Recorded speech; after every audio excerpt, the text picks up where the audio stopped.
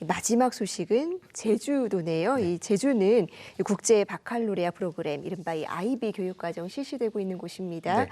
앞으로의 운영 방향에 대한 연구 결과 나왔다고요. 네, 그렇습니다. 이 제주도교육청이 경북대 산학협력단과 함께 IB를 운영 중인 표선고를 분석하고 그 결과를 최근 발표했습니다. 이 표선고는 지난 2022년에 IB를 도입하고 올해 이 IB를 공부한 학생들이 처음 졸업했는데요. 이 졸업생들의 대입 성과를 분석을 한번 해봤더니 IB 도입 이전과 비교해서 4년제 대학 지원이 증가하고 전문대 지원은 감소한 것으로 나타났습니다. 실제로 올해 이 학교에서 4년제 대학에 합격한 학생 비율은 75.6%였는데 이는 최근 5년 사이에 가장 높은 비율입니다. 서울대를 포함한 서울 지역 학교에 합격한 학생이 41명이고요. 수도권 대학과 과학기술원, 또 지역 거점 국립대에 합격한 학생들도 80명이었습니다. 모두 중복 인원을 포함한 인원이기는 합니다. 네. 연구진은 이런 양적 변화뿐 아니라 질적 변화도 컸다고 분석했는데요.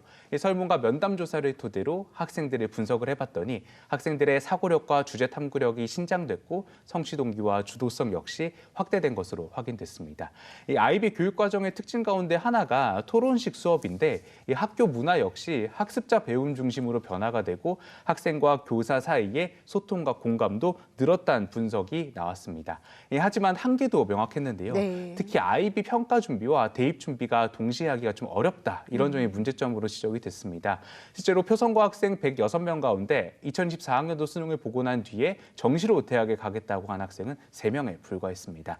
연구진은 이런 문제를 극복하려면 수능 최저학력 기준을 완화시키고 중장기적으로는 대입에서 IB DP 전형을 마련하는 등 제도 개선이 필요하다고 지적했습니다. 그리고 또 IB를 성공적으로 운영하려면 지역별로 운영 방식을 달리해야 한다고도 조언했는데요.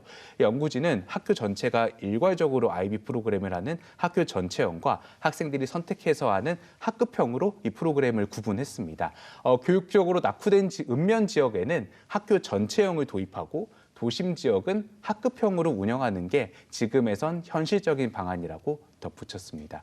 사실 김광수 제주교육감이 그동안 고등학교에서 IB 교육을 확대하는 방안에는 좀 다소 부정적인 입장을 보여왔는데요. 네. 사실 전국적으로 IB 도입 논의가 확산이 되고 있어서 앞으로 좀 어떻게 정책을 추진할지 주목이 됩니다. 네, IB 교육이 전국적으로 주목받고는 있지만 모든 문제를 해결할 만병통치약은 아니니까요. 이 지역별 여건에 맞춰서 속도와 방법 세심하게 조정할 필요가 있겠습니다. 금차원 기자 잘 들었습니다.